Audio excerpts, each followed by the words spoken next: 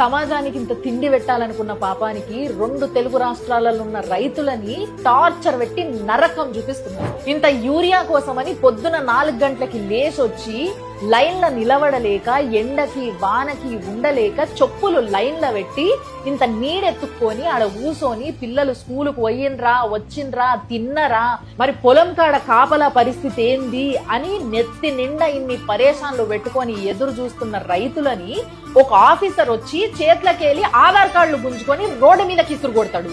ఇంకో పోలీసోడు వచ్చి చెంప మీదకెళ్ళి కొడతాడు అన్నదాతని. పంట వండిద్దామని డిసైడ్ అయినాక రైతులకి ఒక్క యూరియా విషయంలోనే కాదు, నకిలీ విత్తనాలు, నకిలీ పురుగు మందులు, యూరియా టైంకి రాదు, నీళ్లకు కష్టం, కరెంటుకి కష్టం.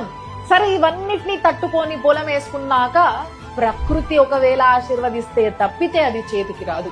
ఒక్కవేళ విజృంభించిందే అనుకో, అంతకన్నా దారుణం నష్టం ఇంకోటి ఉండదు. నష్టపరిహారం అని చెప్పి టీవీలల్లో పేపర్లల్లో పెద్ద పెద్ద ప్రకటనలు వస్తే గానీ ఆ నష్టపరిహారం రైతు అకౌంట్లకి రావాలంటే ఆ రైతుకి మనవాళ్ళు వస్తారు. ఒకవేళ ప్రకృతి సహకరించి పంట వండించిండ్రే అనుకుందాం, అప్పుడు గిట్టుబాటు ధర రాదు.